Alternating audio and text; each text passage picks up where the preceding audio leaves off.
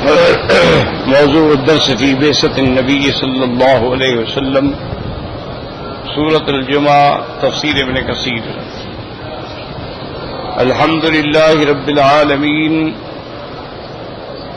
والصلاة والسلام على أشرف الأنبياء وسيد المرسلين سيدنا محمد وعلى آله وأصحابه أجمعين.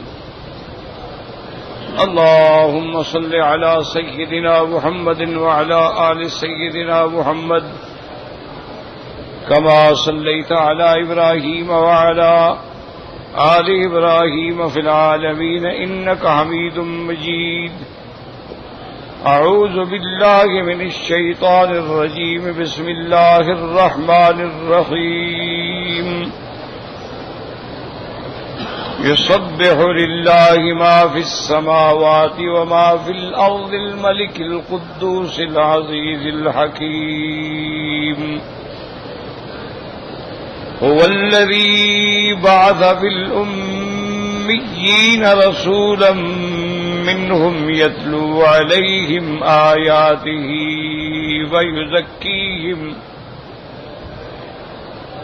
ويزكيهم ويعلمهم الكتاب والحكمة وإن كانوا من قبل لفي ضلال مبين. وآخرين منهم لما يلحقوا بهم وهو العزيز الحكيم. ذلك فضل الله يؤتيه من يشاء والله ذو الفضل العظيم.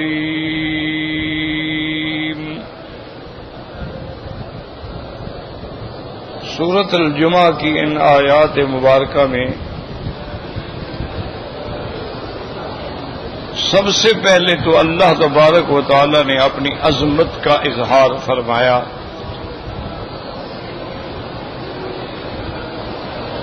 کہ اللہ تبارک و تعالی کی وہ ذات ہے جس کی پاکی بولتے ہیں، تسبیح بیان کرتے ہیں، جو آسمانوں میں ہیں، جو زمینوں میں ہیں، یعنی جو بھی چیز ہے سب تسبیح بیان کر رہی ہے. اور اس کی شان یہ ہے کہ وہ بادشاہوں کا بادشاہ ہے. الملک القدوس کا معنی مبارک بھی ہے اور منزہ بھی ہے، ہر صفت عیب سے پاک ہے، بابرکت ذات ہے. العزیز غالب ہے جس پہ کوئی غالب نہ آ سکے. الحکیم وہ حکیم بھی ہے جس کا ہر عمل، ہر حکم، ہر کام جو ہے حکمت کے مطابق ہے. تو جس اللہ کی یہ شان ہے اس نے بھیجا حضرت محمد مصطفیٰ. یہ بڑی تمہید ہے، اس سے آپ اندازہ لگائیں کہ حضور صلی اللہ علیہ وسلم کی شان کتنی بلند ہے، کتنی عظیم ہے کہ اللہ پاک پہلے اپنے بارے میں بیان فرما رہے ہیں کہ اس شان والا رب جو ہے اس نے محمد مصطفیٰ کو بھیجا.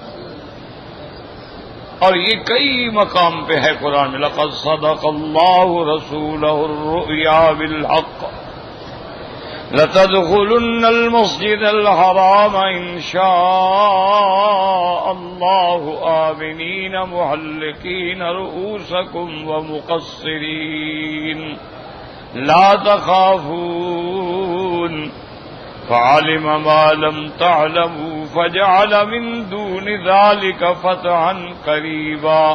هو الذی ارسل رسوله بالہدی. پہلے اللہ نے اپنی عظمت بیان کی کیونکہ جب تک آپ کو یہ پتہ نہ ہو کہ بھئی یہ مثلا اس دنیا میں بھی ہر ملک کا سفیر ہوتا ہے جو اپنے ملک کی نمائندگی کرتا ہے. تو اب جتنا ملک بڑا ہوگا اتنا اس کے سفیر کی عظمت ہوگی. چھوٹا ملک ہے اس کے سفیر کو کون پوچھتا ہے, کوئی سلام بھی نہیں کرتا. اور جو بڑے ملک ہیں ان کے سفیر جو ہیں وہ تو ایسے رہتے ہیں جیسے وہ بادشاہ ہوں آپ ان کے چپراسی ہوں. تو اللہ اور بندوں کے درمیان میں جو سفیر ہوتے ہیں وہ انبیاء اور اللہ کے رسول ہوتے ہیں. کیوں ہمیں کیا پتا اللہ کس بات سے راضی ہے, اللہ کس بات سے ناراض ہیں, یہ بات ہمیں انبیاء بتلائیں گے. تو اس لیے اللہ تبارک و تعالی نے یعنی پہلے اپنی عظمتوں کا بیان کیا, اپنی شان کا بیان کیا, اپنے اسماء علیاء کا بیان کیا, اپنی صفات عالیہ کا بیان کیا, اور اس کے بعد فرمایا کہ جو ان صفتوں کا مالک ہے یہ میرا مدنی اسی کا بھیجا ہوا ہے صلی اللہ علیہ وسلم. تو قرآن کو سمجھا کریں. یہاں ایک لفظ ہے اس کو آپ غور کریں اور سمجھیں. یہاں پہ اللہ فرماتے ہیں هو الذی بعث فی الامیین رسولا منہم. یہاں لفظ بعث, اور کسی جگہ لفظ ہوتا ہے ارسل. لقد ارسلنا نوحا الى قومه ان انذر. اسی طرح اللہ نے میرے محبوب کے بارے میں بھی فرمایا یا ایھا النبی انا ارسلناک شاہدا ومبشرا ونذیرا. وہاں بھی ارسلنا. وما ارسلنا من قبلک الا رجالا نوحی الیہم. تو اس بات کو سمجھیں کہ کیا ارسلنا میں اور بعثنا میں کوئی فرق ہے؟ کیوں وہاں فرماتا نا هو الذی ارسل رسولہ, اور یہاں فرمایا هو الذی بعث فی الامیین. وَلَقَدْ بَعَثْنَا فِي كُلِّ أُمَّةٍ رَّسُولًا. وہاں بھی بعثنا.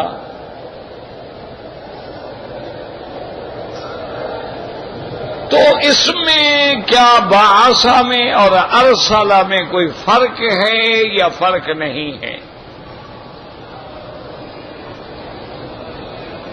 تو بعض علماء مفسرین تو فرماتے ہیں کہ یہ اسلوب بیان ہے, معنی ایک ہے ہم نے بھیجا یا ہم نے مبعوث فرمایا, بات ایک ہے, لیکن اس کو اسلوب مختلفہ سے بیان کیا گیا ہے تاکہ کلام کی فصاحت و بلاغت کا اظہار ہو.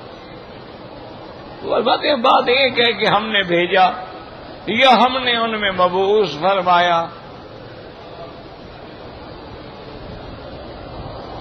اور بعض مفسرین کرام جو ہے فرماتے ہیں کہ نہیں, اس میں ایک دقیق فرق ہے. بھیجنا جو ہے نا جی وہ تو یہ ہے کہ اللہ کسی پیغمبر کو کسی کے پاس بھیج دے. ارسلناہ الی مئۃ الف او یزیدون.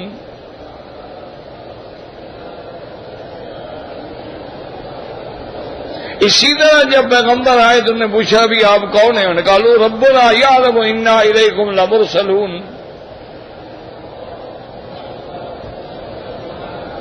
تو ارسال کا معنی ہوتا ہے بھیجنا.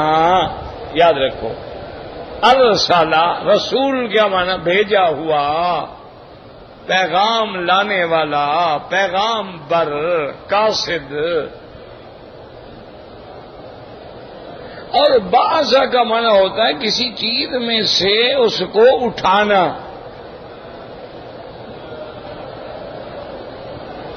اسی لیے قرآن میں آتا ہے نا کہ کافر کہتے تھے کہ ہم جب مر جائیں گے تو اللہ کے پیغمبر کہتے ہیں کہ ہم دوبارہ اٹھیں گے، اِنَّا لَمَبْعُوثُونَ، ہمیں پھر دوبارہ اٹھایا جائے گا۔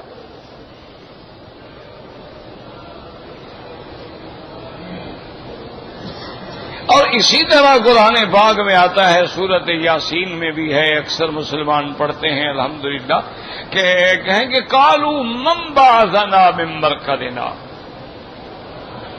کس نے ہمیں اٹھا دیا؟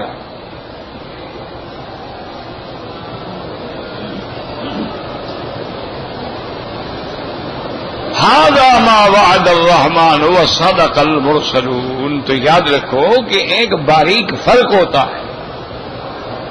اب جیسے لفظ ہے قراءہ، مثلا قرأت، میں نے پڑھا، اسی طرح لفظ ہے میں نے جی قرآن پاک کی تلاوت کی، تلوت، تلا یتلو،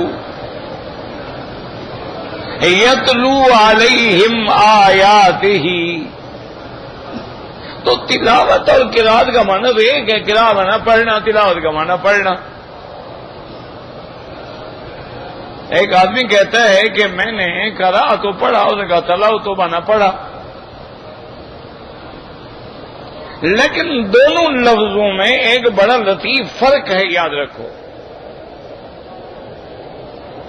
کہ لفظ جو قرأت ہے نا، قرأت یہ عام ہے، مثلا میں نے قرأت القرآن، قرآن پڑھا، قرأت الکتاب، میں نے کتاب پڑھی، قرأت الجریدہ، میں نے اخبار پڑھا، تو یہ عام لفظ ہے۔ لیکن لفظ تلاوت جو ہے وہ خاص ہے، وہ وہاں استعمال ہوگا جس چیز کے پڑھنے سے ثواب ملتا ہو، وہاں ہم کہیں گے تلاوت۔ قرآن پڑھنے سے ہمیں ہر حرف پہ ثواب ملے گا، ہر حرف پہ 10 نیکیاں ملیں گی، 10 گناہ گر جائیں گے۔ ہم یہ نہیں کہتے کبھی کہ تلاوت الجریدہ، تلاوت المجلہ، میں نے تلاوت کی ہے اخبار شریف کی، یہ تو ہم کبھی نہیں کہتے نا۔ کیوں؟ اخبار پڑھنے میں کون سا ہمیں ثواب ہوگا؟ پہلے سے بھی ٹیمپر لوز ہو جائے گا یا بلڈ پریشر ہائی ہو جائے گا۔ کیوں؟ خبر تو یہ ہوگی نا، یہ مر گئے، یہ مر گئے، یہ قتل ہو گئے، یہ قتل ہو گئے، یہ ڈوب گئے، یہ لٹ گئے۔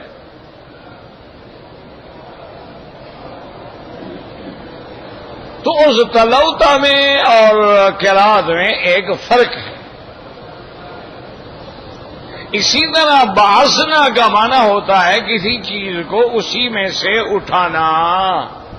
تو یہاں اللہ جو فرما رہے ہیں، تو اس لیے یہاں ارسلنا نہیں فرمایا کہ ہم نے اپنا پیغمبر کوئی باہر سے نہیں بھیجا، والذی بعث فی الام، تم میں سے اٹھایا ہے۔ والذی بعث فی الامیین رسولا منہم۔ اسی لیے سیدنا ابراہیم الخلیل علیہ الصلاۃ والتسلیم نے جب اللہ کا کعبہ بنا لیا تھا، جہاں اور دعائیں مانگی وہاں یہ دعا بھی مانگی تھی کہ ربنا وابعث فیہم رسولا منہم، اللہ ان میں سے پیغمبر بھیج، باہر سے نہ، ان کے اندر سے پیغمبر بھیج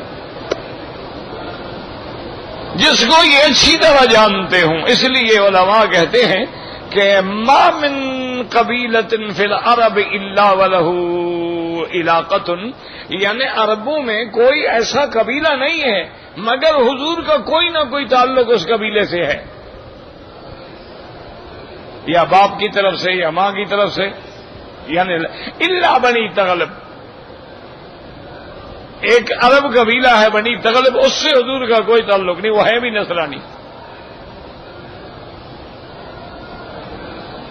ورنہ اب جتنے عرب ہیں، جتنے قریش ہیں، آپ جہاں تک جائیں گے تو محمد ابن عبداللہ ابن عبد المطلب ابن ہاشم ابن عبد مناف ابن قصی ابن کلاب ابن مرہ، الی ولد عدنان، اسماعیل تک چلے جائیں، تو اب سب کا حسب نسب تو کسی نہ کسی، یا دوسرے دادے میں ملیں گے، یا تیسرے دادے میں ملیں گے، یا چوتھے دادے میں، یعنی کسی نہ کسی سے تعلق ہے۔ تو اس لیے اللہ نے حضور کو ان میں سے مبعوث فرمایا ہے، باہر سے نہیں بھیجا۔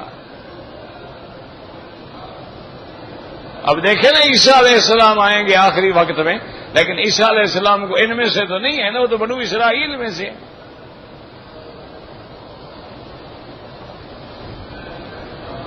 لیکن حضور صلی اللہ علیہ وسلم جو ہیں، اللہ فرماتے ہیں مکے والوں تم تو اس کی قدر کرو کہ میں نے تم میں سے هو الذی بعث.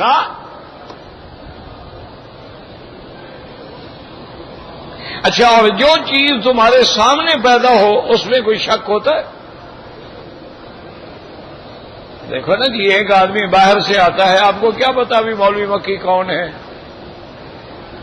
آپ کو کیا پتا ہے؟ آپ تو درس سنتے ہیں، آپ کو کیا پتا ہے وہ میراثی ہے، وہ چور ہے، وہ ڈاکو ہے، کیا بلا ہے؟ آپ نہیں جانتے. لیکن جو بندہ آدمی کے اپنے قبیلے کے اندر پیدا ہو، ہر کر یار یہ فلاں کا بیٹا ہے، کمال کرتے ہو، اس کا دادا، اس کا باپ، اس کی ماں، یہ تو سارا خاندان ہم ان کا جانتے ہیں.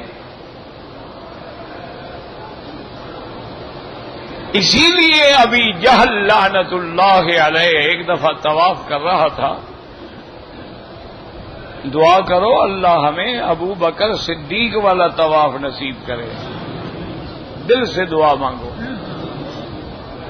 اللہ ہمیں صدیقین کا طواف نصیب کرے، اللہ ہمیں اولیاء صالحین کا طواف نصیب کرے، اللہ ہمیں اپنے عباد قانتین کا طواف نصیب کرے. ورنہ طواف تو ابو جہل نے بھی کیے ہیں، بڑے طواف کیے ہیں، بڑے عمرے کیے ہیں، بڑے حج کیے ہیں، اس سے کیا فرق پڑ جاتا ہے؟ اور ہم تو صرف طواف کرتے ہیں، انہوں نے تو کعبہ شریف بنایا بھی.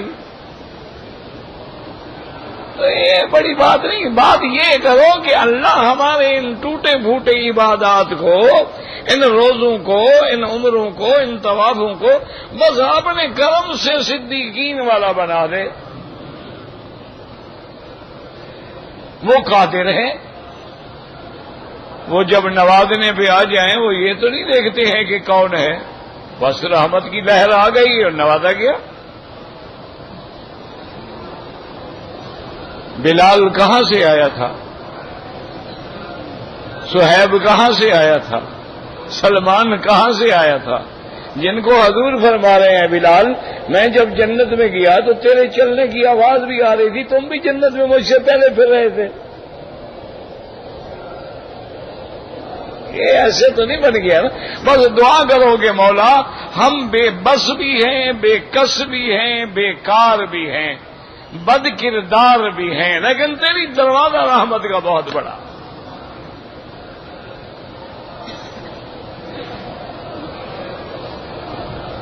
لوگ مندر سے بھی خالی جائیں، گرجے سے بھی خالی جائیں، کنیسا سے بھی خالی جائیں، بتوں سے بھی خالی جائیں، اور ہم تیرے کعبے سے بھی خالی جائیں تو پھر تیری رحمت کہاں ہو؟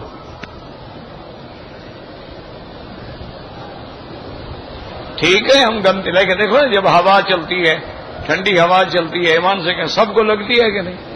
انسانوں کو لگتی ہے، جانور کو نہیں لگتی. اچھا پھولوں پہ گزرتی ہے، جہاں گندگی پڑی ہوئی ہے وہاں سے نہیں گزرتی.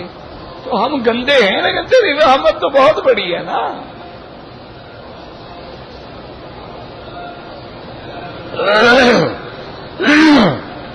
اسی لیے اچھے لوگوں کے ساتھ بیٹھا کرو. نہ بھی چاہو نا، دیکھو نا اب ہم نہ چاہیں روشنی آئے گی کہ نہیں آئے گی؟ ہم نہ بھی چاہیں، ہم آنکھیں بھی بند کر دیں، روشنی ہے کہ نہیں ہے؟ تو جب اللہ والوں کی صحبت میں ہم بیٹھتے ہیں، ہم نہ بھی چاہیں تو ان کی جو اثر ہے نا وہ آتا ہے. اگر ہم چاہیں اور دروازہ کھول دیں تو یکدم آ جاتا ہے، لیکن ہم نہ بھی چاہیں تو خالی تو نہیں جاتا نا. ہاں اولا اس کا جلیسوم، یہ وہ لوگ ہیں جن کے ساتھ بیٹھنے والا بھی بدبخت نہیں ہوتا.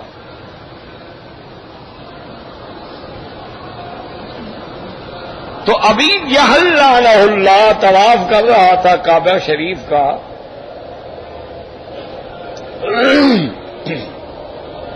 ایک مکے کے باہر کے قبیلے کا سردار تھا، وہ بھی طواف اس کے ساتھ کرا تھا، دوست تھے. تو اس نے طواف کی حالت میں اس نے پوچھا کہ عمرو بن ہشام، نام اس کا عمرو بن ہشام تھا، کنیت جو ہے ابل حکم تھی. یہ تو ہم ملعون کو ابھی جہل کہتے ہیں نا. وہ تو ابل حکم کہلاتا تھا. انہوں نے کہا حضرت ابن ہشام مجھے یہ بتاؤ، میں نے سنا ہے کہ مکہ میں ایک نبی پیدا ہوا ہے محمد الرسول اللہ،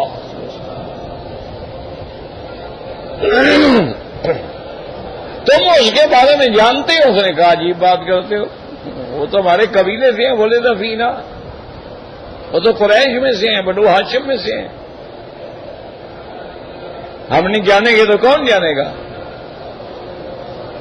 اس نے کہا اچھا مجھے ایک بات بتاؤ کہ وہ اللہ کا نبی جو ہے وہ سچا نبی ہے یا ایسے دعویٰ کر دیا؟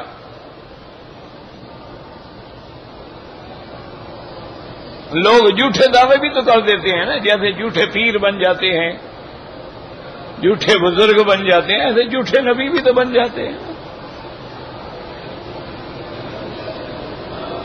تو پتہ ہے ابو جہل نے کہا، اس نے کہا کمال کی بات کرتے ہو، واللہ انہ لصادق، وہ جی اللہ کی قسم ہے وہ سچا نبی ہے. دشمن ہے لیکن گواہی دے، کہتے ہیں واللہ انہ لصادق، اللہ کی قسم سچا ہے. اس نے کہا تمہیں کیسے پتا ہے کہ وہ سچا ہے؟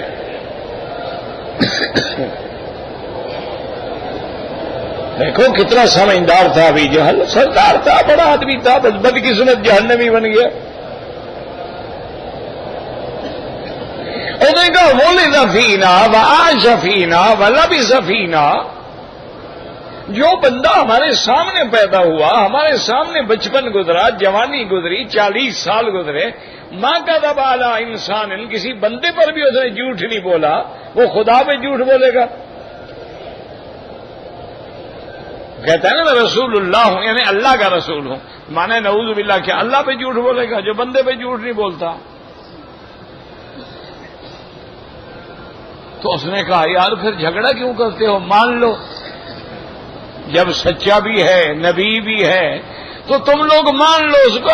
نہیں یہ تو ہمارا خاندانی نزاع ہے، اصل میں ہمارا خاندانی مقابلہ ہے، کبھی مکے کے امیر وہ بن جاتے ہیں، کبھی ہم بن جاتے ہیں، لیکن اب وہ نبی بن گئے، ہم نبی تو بن نہیں سکتے، لیکن مانیں گے نہیں. ضد ہے نا. ہمارے یہاں بھی یہی رواج ہے نا جی کہ یار فلاں آدمی کے پاس کہتے جی بہت بڑا عالم ہے، واقعی ساری زندگی قرآن حدیث پڑھائی ہے، لیکن وہاں بھی ہے، ہم مانیں گے نہیں.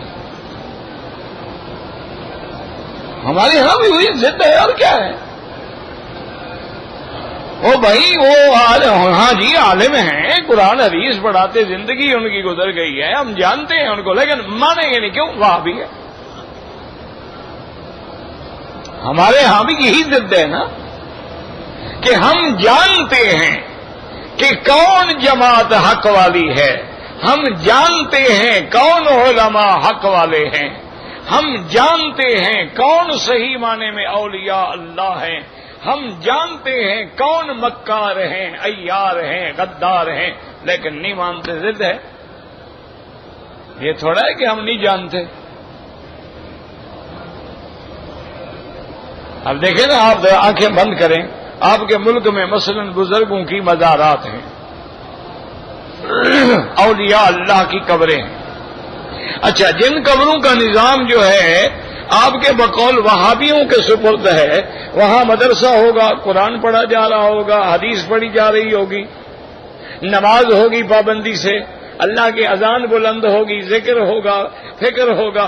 اور جہاں ہماری دوسری حلوائی برادری ہے وہاں حجرہ ہوگا، گانا بجانا ہوگا، قوالی ہوگی، سرکس ہوں گی، عرس ہوں گے. تمہیں یہاں سمجھ نہیں آتا کون حق پہ ہے؟ یہ کوئی ایسا چھپا ہوا مسئلہ ہے تیرے عقل میں نہیں آتا جناب؟ ایک جماعت وہاں سرکس لگا رہی ہے، تماشا لگا رہی ہے، تھیٹر لگا رہی ہے، اور اس کے نام پہ چندے ہو رہے ہیں، چادریں چڑھائی جا رہی ہیں، گانے والی آ رہی ہیں، گانے والے آ رہے ہیں، کبھار آ رہے ہیں. ایک طرف قرآن ہے، قال قال رسول اللہ صلی اللہ علیہ وسلم کا ورد ہے. تمہیں پتہ نہیں ہے کون حق پہ ہے؟ مسئلہ بڑا چھپا ہوا ہے، سمجھ نہیں آ رہا تمہیں آج تک.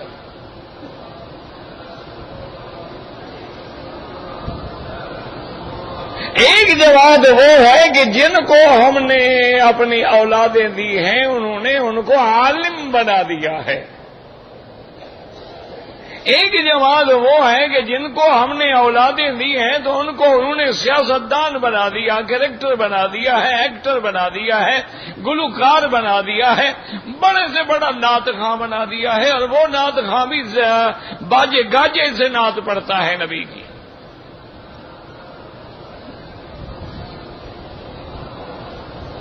تمہیں سمجھ نہیں آتا جناب کون حق پہ ہے؟ یہ بڑی چھپی ہوئی بات ہے اور ڈھونڈ رہے ہو تم.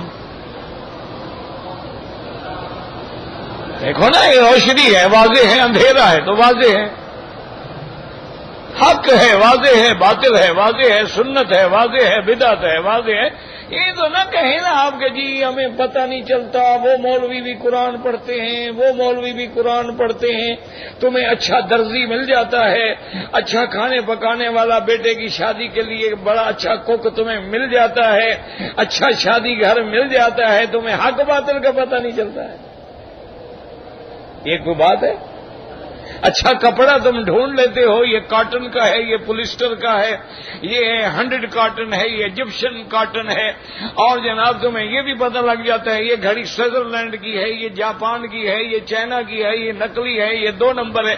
یہ تمہیں پتہ لگ جاتا ہے. 2 نمبر مولوی اور پیر کا پتہ نہیں لگتا ہے تمہیں؟ پتہ ہے تمہیں، پر ضد میں آگے جاہل بنے ہوئے. تو اس لیے یاد رکھو کہ ربنا وبعث فیہم، میرے رب ان میں سے رسول اٹھا. اللہ اکبر اللہ اکبر، کتنی بڑی شان ہے میرے مدنی کی صلی اللہ علیہ وسلم. فرمایا هو الذی بعث، جیسے دوسری جگہ فرمایا لقد جاءکم رسول من انفسکم، لقد من الله على المؤمنين اذ بعث فيهم رسولا من انفسهم، کہیں فرمایا رسولا منهم. تو یاد رکھیں یہاں 3 لفظ آ گئے، بعث اور دوسرا لفظ کیا ہے امیین، اور تیسرا لفظ کیا ہے کہ منهم. هو الذي بعث في الأميين رسولا منهم. تو بعث بنا ان میں سے، امیین کا کیا معنی؟ امیون بھی آتا ہے قرات میں، امیین بھی آتا ہے. اب امیین کا کیا معنی؟ اس کے بارے میں حضرت ابن عباس فرماتے ہیں امیین کا معنی ہے ایسی قوم الذین لا کتاب لہم، جن کے پاس کوئی کتاب نہیں، کوئی نبی نہیں، وہ امی ہے. کیوں؟ حضور کے اور حضرت عیسیٰ علیہ السلام کے درمیان میں 600 سال کا فرق ہے، اور 600 سال کے اندر کوئی پیغمبر نہیں آیا. تو اب مکے والے جو ہیں ان کے پاس نہ تو کوئی کتاب ہے نہ پیغمبر ہے. تو اس لیے بعض علماء نے حضرت ابن عباس نے فرمایا کہ امیین کا معنی جن کے پاس نہ کتاب ہے نہ نبی ہے، وہ نہ کتاب ہے نہ کتاب پڑھتے ہیں نہ جانتے ہیں، امیین ہیں. اور بعض علماء فرماتے ہیں امیین کا معنی لا یقرؤون ولا یکتبون، جو لکھنا بھی نہ جانے پڑھنا بھی نہ جانے. اس لیے بعض علماء کہتے ہیں امیین کا معنی امی یعنی اصل ماں ہوتی ہے نا. اب ماں سے یہ بچہ پیدا ہوتا ہے کچھ نہیں جانتا، نہ بولنا جانتا ہے، نہ لکھنا جانتا ہے، نہ پڑھنا جانتا ہے. ایک ترجمہ یہ بھی کیا گیا، اور بعض علماء نے ایک ترجمہ کیا ہے امیین کا معنی غیر العرب، یعنی عرب کے سوا جتنی قومیں ہیں وہ امیین ہیں. کہ اصل بولنے اور پڑھنے والے تو عرب ہیں نا، باقی تو سب امی ہیں. ایک ترجمہ یہ بھی کیا گیا. اور بعض علماء نے فرمایا امیین کا معنی ہے ام القری. یہ مکہ جو ہے یہ ام القری ہے. لتنذر ام القری ومن حولها. مکہ جو ہے یہ ام القری ہے، بستیوں کی ماں ہے. تو جو ام القری میں پیدا ہوئے وہ امی کہلائے. جیسے کوئی آدمی مکی کہلاتا ہے، مدنی کہلاتا ہے، پاکستانی کہلاتا ہے، بنگلہ دیشی کہلاتا ہے، برمی کہلاتا ہے، ہندی کہلاتا ہے. مانا یہ تھا کہ یہ چونکہ ام القری میں پیدا ہوئے ہیں لہذا امی ہے. اس کا مانا یہ نہیں کہ ان میں کوئی پڑھنے لکھنے والے تھے. کئی لوگ پڑھے لکھے تھے، کئی لوگ ان میں سے پڑھے لکھے بھی تھے، لکھنا بھی جانتے تھے، پڑھنا بھی جانتے تھے.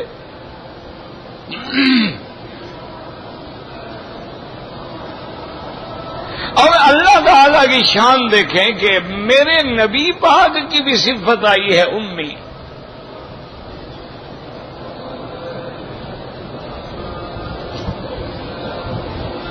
اللہ نے باقاعدہ قرآن میں ذکر کیا ہے النبی الامی الذی یجدونہ مکتوبا عندہم فی التوراۃ والانجیل. کہ ایسا پیغمبر، ایسا نبی جو امی، کسی سے پڑھا نہیں،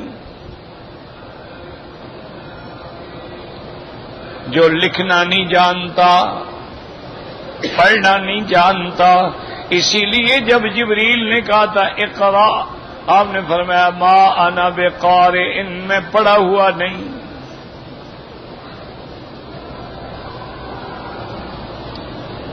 سب سے پہلے جو وحی آئی ہے نا حضور پاک پہ غار حرا میں، تو یہی وحی تھا اقرا باسم ربک الذی خلق.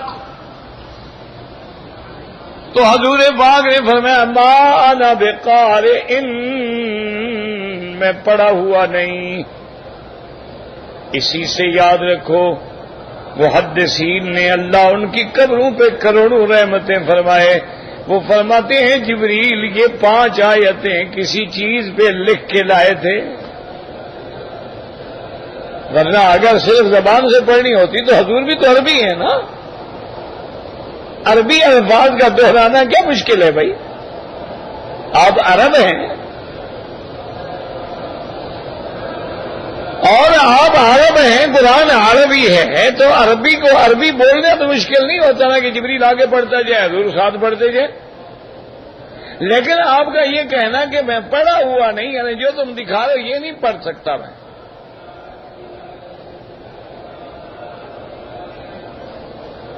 تو اس لیے بعض علماء نے فرمایا کہ امی کہتے ہیں جو پڑھا ہوا نہ ہو اس کو کہتے ہیں امی. لیکن یہاں ایک بات یاد رکھو کہ کسی کو امی کہنا جو ہے یہ مدح کی صفت نہیں ہے. یعنی یہ تعریف تو نہیں ہوتی نا کسی کو آپ کہیں جی آپ تو امی ہیں، آپ تو پڑھے ہوئے ہی نہیں ہیں یار. تو یہ تو تعریف نہیں ہے نا، یہ تو شان نہیں ہے نا، یہ تو صفت ذم ہے، صفت مدح تو نہیں ہے. لیکن جب وہی صفت جو ساری مخلوق کے ساتھ لگے تو ذم کہلائے، میرے مدنی کے ساتھ لگے تو وہ مدح بن جاتی ہے. تم نے کانٹوں کو چھوا اور گلستہ کر دیا. جب کسی دوسرے کو کہو گے امی ہو یار تم، لیکن جب کہو گے محمد مصطفیٰ النبی الامی تو یہ صفت شان ہے کہ میرا نبی پڑھا ہوا نہیں ہے لیکن ساری دنیا کو پڑھانے والا ہے. میرا نبی آپ تو کسی سے نہیں پڑھا، لیکن وہ تو ساری مخلوق، ساری کائنات کو پڑھانے کے لیے آیا ہے. تو ایک ایسا امی جس نے خود نہ پڑھا ہو اور دوسروں کو پڑھا دو تو اب صفت شان ہے، اب صفت ذم نہیں ہے. کسی دوسرے کے لیے وہ صفت ذم ہے، لیکن جب حضور کے ساتھ جڑ گئی تو وہ بھی مدح بڑھ گئی.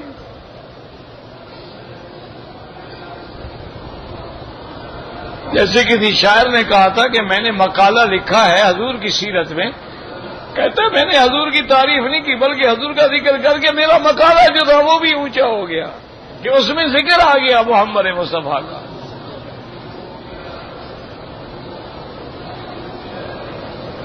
تو اس لیے ایک صفت جو ہے امی کی یہ بھی ہے کہ لا یقرؤون ولا یکتبون۔ اچھا، اور اللہ چاہتے ایمان سے کہیں، اللہ چاہتے تو جب حضور پیدا ہوئے ہیں اسی وقت پڑھا دیتے، کوئی مشکل تھی؟ نہیں، یعنی پیدائش کے ساتھ ہی پڑھا دیتے۔ حضرت عیسیٰ علیہ السلام کو نہیں پڑھا دیا، انہوں نے نہیں کہا یکلم الناس بالمہد وکہلا۔ اب کہلن یعنی بڑھاپے میں، تو بڑھاپے میں تو ہر آدمی بولتا ہے، تو پھر یہ کیا آگے گیا؟ وہی یکلم الناس، وہ لوگوں سے بات کریں گے جھولے میں بھی اور بڑھاپے میں بھی۔ بڑھاپے میں تو یار سب بات کرتے ہیں، یہ کون سی بڑی بات ہوئی؟ اللہ نے فرمایا نا، یعنی جھولے میں بھی ایسے بات ہوگی جیسے بزرگ تجربے کار بڑی پکی بات کہتا ہے کہ قال انی عبد اللہ آتانی الکتاب وجعلنی نبیا۔ لیکن اللہ نے فرمایا میرا مدنی صلی اللہ علیہ وسلم، میں نے آپ کو امی اس لیے پیدا کیا ہے کہ جب آپ قرآن پڑھیں تو کوئی ظالم تہمت نہ لگا سکے کہ اللہ کا نبی خود بناتا ہے۔ بدبختوں وہ تو پڑھا ہوا نہیں، وہ کیسے بناتا ہے؟ ہم نے پہلے علاج کر دیا کہ دشمن کو بولنے کا موقع ہی نہیں ہے۔ 40 سال تک جس نے کوئی کتاب نہیں لکھی، کوئی کتاب نہیں پڑھی، کسی کو کتاب نہیں سنائی، 40 سال گزرنے کے بعد کھڑے ہو کے انذر عشیرتک الاقربین، اور اب وہ دعوت دے رہا ہے، پوری دنیا کو دعوت توحید دے رہا ہے۔ تو اللہ پاک فرماتے ہیں میرا نبی، ہم چاہتے تو آپ کو سب کچھ پہلے سے پڑھا دیتے، لیکن ہم نے امی پیدا کیا ہے تاکہ کوئی بندہ یہ جرت ہی نہ کر سکے کہ یہ قرآن اللہ کی کتاب نہیں بلکہ نبی پاک نے خود لکھی ہے۔ کہ آپ تو لکھتے ہی نہیں، آپ تو پڑھتے نہیں، الزام لگ ہی نہیں سکتا۔ اور بعض علماء نے اسی قول کو زیادہ راجح فرمایا ہے کہ امیین کا معنی اصل میں یہ تھا کہ جن کے پاس کتاب نہیں تھی۔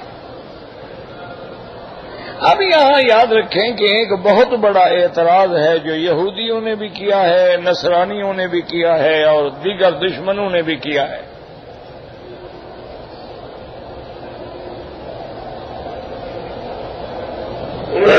دشمن تو انتظار میں بیٹھا ہوتا ہے نا۔ اللہ اکبر، یعنی آج پورا کفر کی قوتیں جو ہیں وہ اسلام کو مٹانے پہ لگی ہیں، لیکن یاد رکھو یہ جتنا مٹائیں گے اتنا اسلام ابھرے گا۔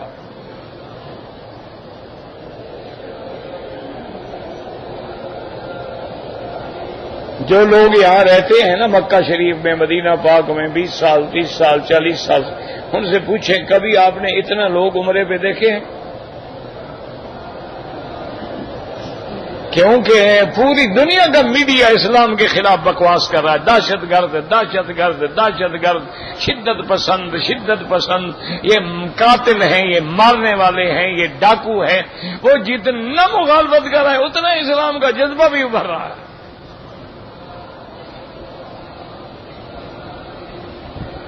مسلمانوں کی توجہات بھی اب اپنے مرکز کی طرف ہو رہی ہے۔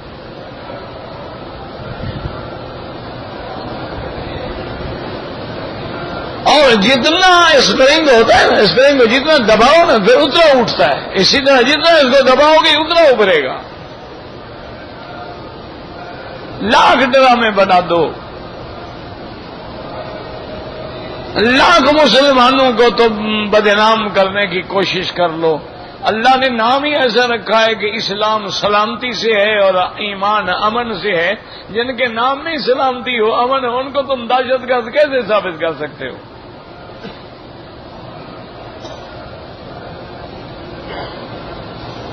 اور خدا کی شان ہے جب تک تم کافروں کا کام کرو تو ہیرو ہو، ان کے خلاف ہو جاؤ تو پھر تم چور ہو۔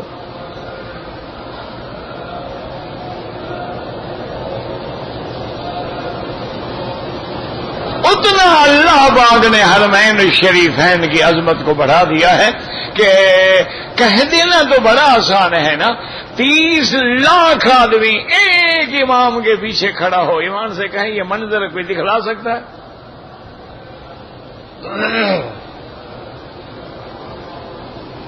تمہارے ایک محلے میں 4 مسجدیں ہوتی ہیں اور وہیں بھی 4 پارٹیوں کی،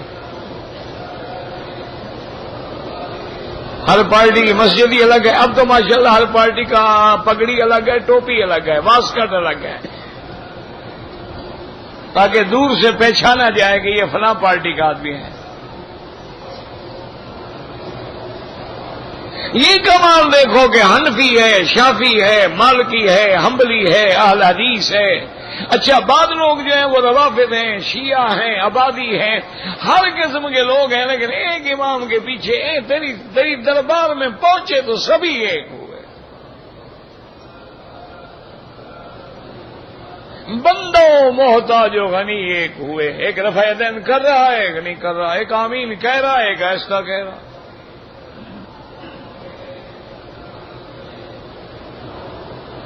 کوئی جھگڑا نہیں، ایک نے ہاتھ ناف کے نیچے باندھا ہوا ہے، ایک نے اوپر باندھا ہوا ہے، ایک نے سینے پہ باندھا ہوا، کوئی جھگڑا نہیں۔ کیوں؟ جانتے ہیں یہ فروعی مسائل ہیں، کوئی اصولی اختلاف تو ہے نہیں۔ آج تک دنیا میں کوئی امام پیدا ہوا ہے جو کہے کہ مغرب کی 3 رکعتوں کے بجائے 4 رکعت پڑھو، فجر کی 2 رکعتوں کے بجائے 3 رکعت پڑھا کرو؟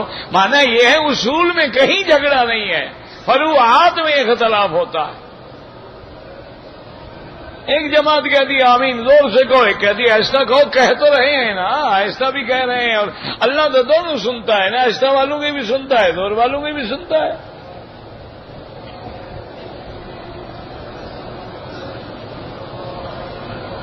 تو یہ شان یہ ہے، اس لیے بعض علماء نے رحمہم اللہ علیہم اجمعین نے وہی ایک ترجمہ کیا ہے کہ یہ ایسی قوم تھی جن کے پاس کتاب کوئی نہیں تھی،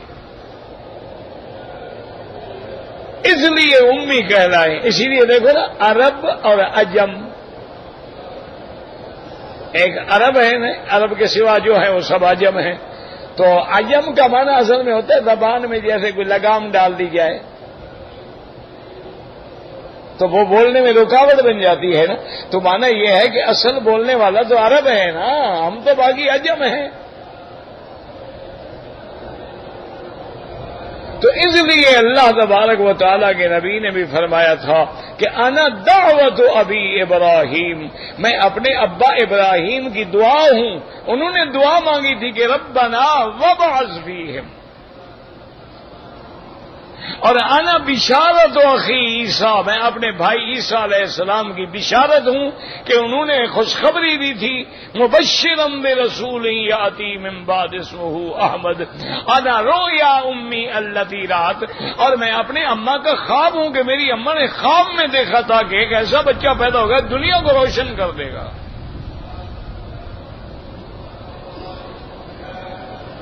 تو اس لیے علماء نے فرمایا کہ هو الذی بعث فی الامیین رسولا منہم یتلو علیہم آیاتہ ویزکیہم ویعلمہم الکتاب والحکمت وَإِن كَانُوا مِن قَبْلُ لَفِي ضَلَالٍ مُبِينٍ۔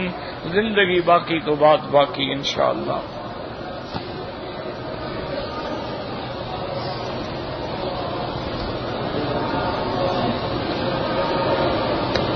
بھائی میرے بھائی، جو لوگ فوت ہو گئے ہیں ان کے لیے آپ عمرہ طواف کر سکتے ہیں، جو زندہ ہیں ان کے لیے دعا کرو۔ حج بدل کا معنی ہی یہ ہوتا ہے کہ کوئی آدمی مثلا معذور ہے، خود حج پہ نہیں آ سکتا، حج بدل کرا دے، یا کوئی آدمی حج فرض تھا فوت ہو گیا، حج نہیں کیا، اب اس کی اولاد حج بدل کروا دے۔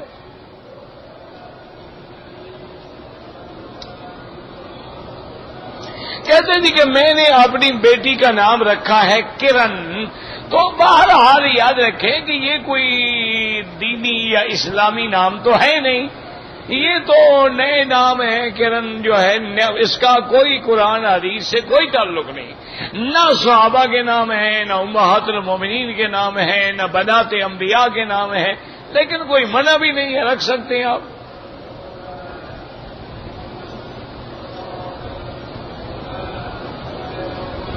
اگر ایک آدمی عمرے پہ آیا ہے اور شوال کا چاند نظر آ گیا یا شوال میں عمرہ گیا، اس سے حج فرض نہیں ہوتا، یہ لوگوں کے دماغ خراب ہے۔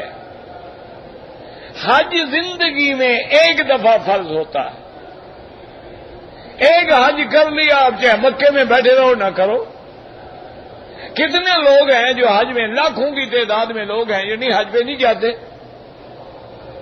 اچھا، ایک مسئلہ ہوتا ہے کہ بھی اگر ایک آدمی نے پہلے حج نہیں کیا تھا، وہ اشہر حج میں مکے میں آ گیا، تو کیا اس کو حج میں رہنے کے لیے گورنمنٹ کی اجازت مل سکتی ہے؟ مل سکتی ہے، حج کر کے جائے۔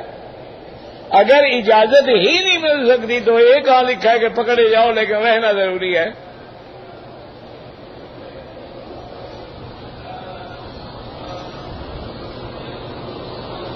اگر آدمی جنب کی حالت میں ہے، بالکل اللہ کا ذکر کر سکتا ہے۔ ذکر تو ایسی چیز ہے نا جو کسی حال میں بھی ہو سکتی ہے۔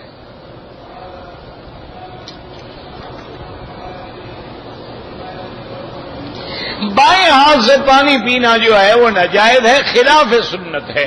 یہ مانا نہیں کہ نعوذ باللہ جیسے پیشاب پینا۔ اب ایک آدمی کا ہاتھ ہی بایاں ہوتا ہے، ہاتھ کٹا ہوا ہو، کیا کرے گا وہ؟ ایسے نا مسئلے کھڑے کرو۔ سنت یہ ہے کہ دائیں ہاتھ سے کھاؤ، دائیں ہاتھ سے پیو۔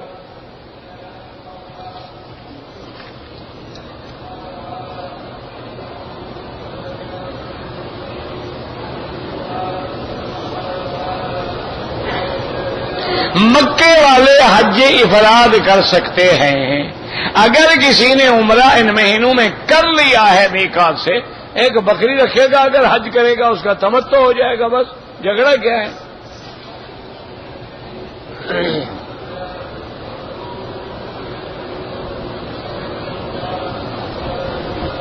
میری دو بیویاں ہیں، ایک کو میں زیادہ پسند کرتا ہوں۔ پسند تو اللہ کے ہاتھ میں ہے، دلوں کا مالک تو اللہ ہے نا۔ ایک کی طرف دل زیادہ مائل ہوتا ہے، ایک کی طرف کم مائل ہوتا ہے، لیکن حقوق آپ دونوں کے ادا کریں۔ اگر عمرہ کرانا چاہتے ہیں تو دونوں کو کروائیں۔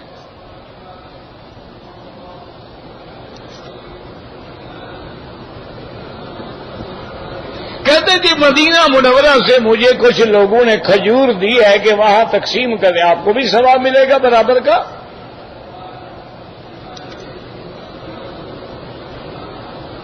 بہرحال نقد 1 لاکھ، ادھار پہ 1.5 لاکھ پہ گاڑی بیچتے ہیں، یہ جائز ہے۔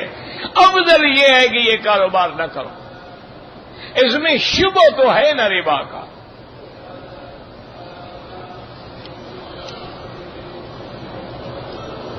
پورے مکے کے شہر میں جہاں بھی نماز پڑھو 1 کا لاکھ ملتا ہے، لیکن اللہ کے کعبے کا کیا مقابلہ ہے؟ یہاں تو 27 لاکھ ہو جاتا ہے۔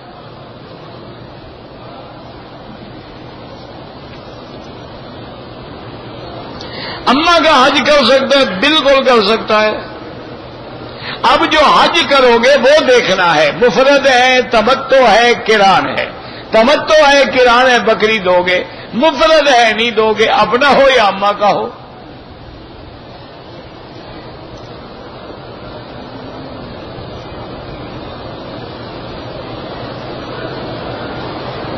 اگر عمرے کا طواف کسی نے کیا ہے اور مغرب کی نماز سے پہلے ختم ہو گیا، امام ابو حنیفہ رحمۃ اللہ علیہ کے نزدیک افضل یہ ہے کہ 2 رکعات واجب الطواف مغرب کی نماز کے بعد پڑھے، لیکن امام احمد ابن حنبل رحمۃ اللہ علیہ کے نزدیک حرم میں ہر وقت جائز ہے، لیکن افضل ان کے نزدیک بھی وہی ہے کہ مغرب کے بعد پڑھے، یعنی پہلے پڑھے تو جائز ہے، یہ نہیں کہ ضرور پڑھو۔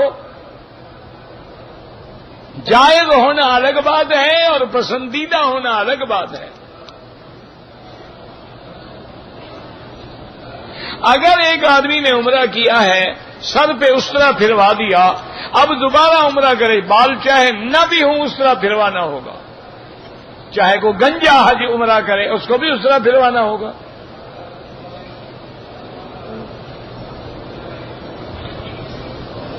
ہمارے ایک ساتھی کو مسجد نبوی میں کسی نے کہا کہ آپ میں اور ہم میں اور حضور میں کوئی فرق نہیں، یہ بھی زیادتی ہے، باعتبار جنس بشر ہیں لیکن وہ سید البشر ہیں، اور ہم تو بشر کی بھی ذلیل بشر ہیں، ہمارا کیا مقابلہ ہے ان کا؟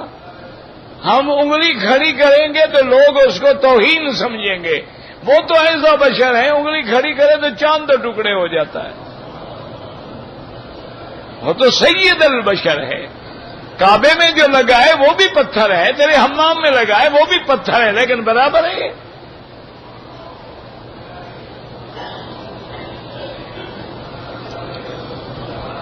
اگر عمرے میں تھوڑے تھوڑے بال کٹائیں دم پڑ جائے گی، بال بھی کٹوائے سارے سر کے اور دم بھی ادا کریں۔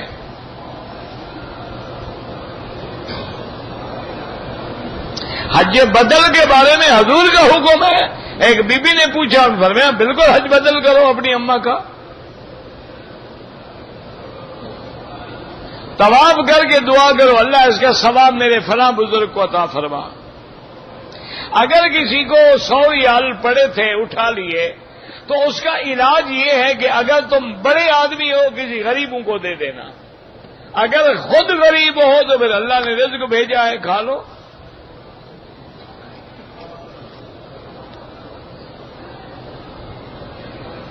ایک سال گزرا ہے، بندے نے اپنی بیوی کو طلاق دے دی، اب وہ رجوع کرنا چاہتا ہے، ایک سال کے بعد ماشاءاللہ بڑے جلدی خیال آ گیا تمہیں رجوع کرنے کا۔ بہرحال یہ دیکھنا پڑے گا نا، طلاق 1 تھی 2 تھی 3 تھی، پہلے یہ تو بتاؤ نا طلاق کون سی تھی۔ اگر 1 2 ہے نکاح کر لو، اگر 3 ہے تو پھر نکاح بھی نہیں ہو سکتا جب تک حلالہ نہ ہو۔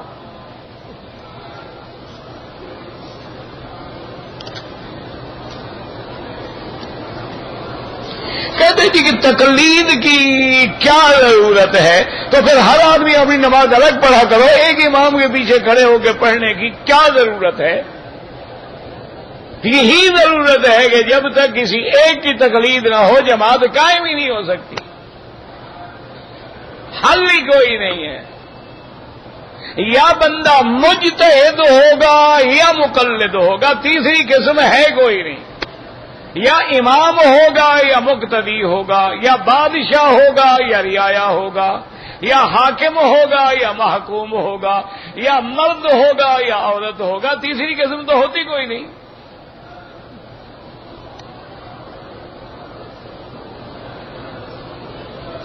ٹوپی اور عمامے کی اہمیت یہ ہے کہ میرے مدنی پاک نے ساری زندگی ٹوپی اور عمامہ پہنا ہے۔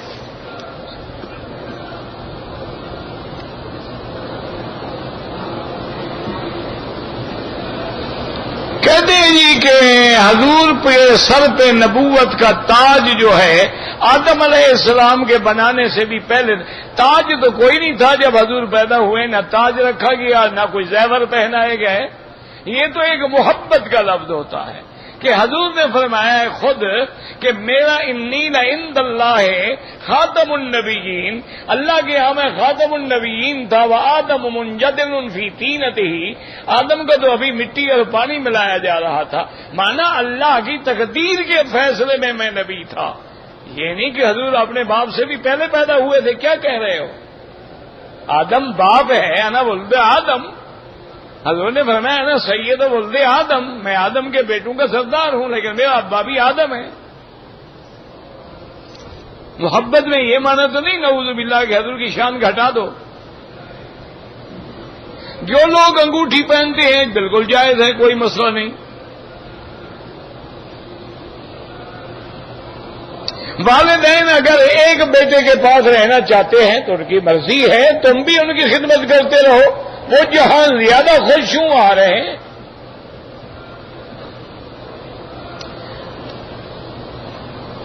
اللہ کو کسی نے دیکھا ہے؟ علماء کہتے ہیں صرف حضور پاک نے دیکھا ہے، اور وہ بھی آسمانوں پہ دیکھا ہے، زمین میں نہیں دیکھا ہے۔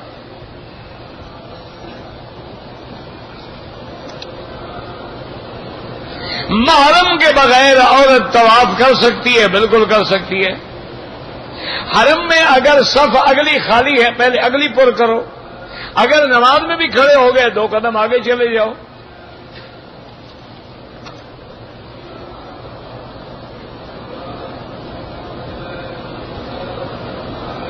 اگر ایک عورت کو بلیڈنگ ہے، اگر اس کو 10 دن ہو گئے ہیں تو اب مانا یہ ہے کہ وہ حیض نہیں ہے، وہ بیماری ہے، وہ نماز پڑھے، روزہ رکھے، طواف کرے، سب کچھ کرے۔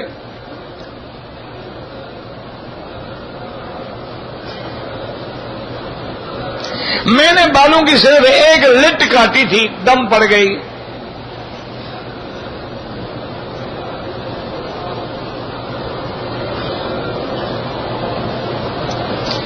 کہتے آج کل رش بھی نہیں ہے لیکن لوگ باہر کھڑے ہو جاتے ہیں نماز میں، اللہ ہدایت دے۔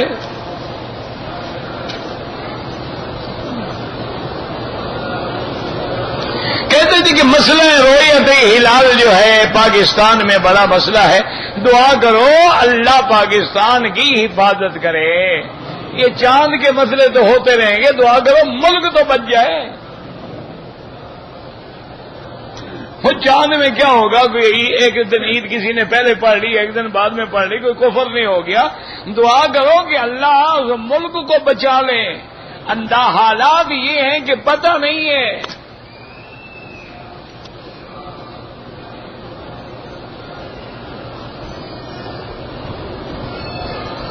کہتے تھے کہ حضرت تھانوی کی کسی تصنیف میں لکھا ہے کہ حضور جو ہے ہر جگہ موجود ہے، تو حضرت تھانوی کے مدرسہ موجود ہے، ان سے سوال جواب کریں۔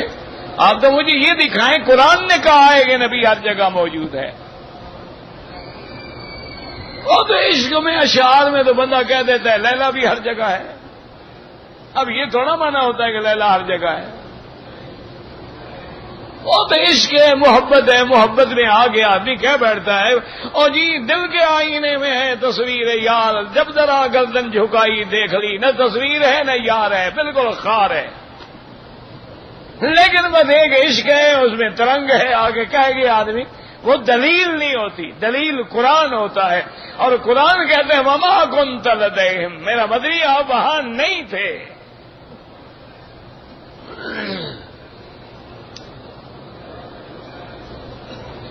داڑھی جو ہے واجب ہے، کٹوانا جو ہے گناہ کبیرہ ہے۔ قرآن پاک پاؤں میں رکھنا بالکل خلاف ادب ہے۔ اللہ کے مہمانوں کے ساتھ بدسلوکی، کیا بدسلوکی ہو رہی؟ مارا ہے کسی نے آپ کو؟ نا کیا بدسلوکی ہے مجھے بتائیں نا، ان کے پاس چلیں گے بھی آپ نے بدسلوکی کیوں کی ہے؟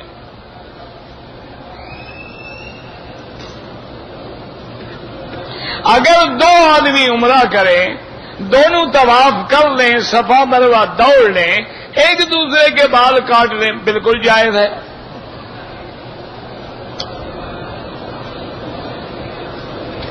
جو لوگ مکے میں رہنے والے ہیں ان کے لیے حنفی مسلک میں افضل یہ ہے کہ اشہر حج میں عمرہ نہ کریں، اور حج کریں تو حج افراد کریں۔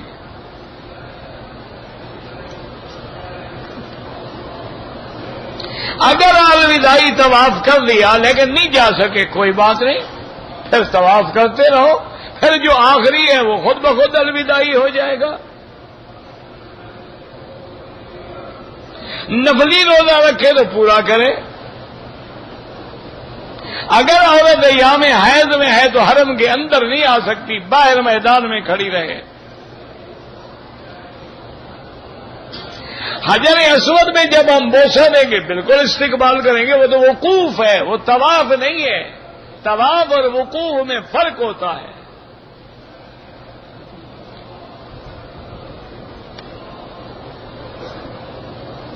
پندرہ سال سے مکے میں، 15 سال سے نہیں 50 سال سے رہتا ہو، دم ہے، جانور لیں، ذبح کریں، گوشت تقسیم کریں، کسی کو غریب کو پیسے نہیں دیے جا سکتے۔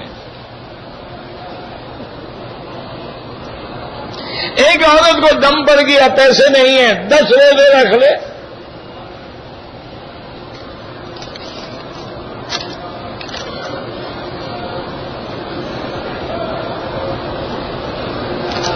پتہ نہیں کیا سمجھ ہی نہیں آتی کیا کرے. کوئی سمجھ نہیں کیا لکھا ہے. ربنا تقبل منا انک انت السمیع العلیم وتب علینا انک انت التواب الرحیم. اللهم فرج هم المهمومین نفس کرب المکروبین وقض الدین عن المدینین واشفنا واشف مرضانا ومرضى المسلمین. یا اللہ عالم اسلام کی حفاظت فرما. یا اللہ مسلمان ملکوں کی حفاظت فرما.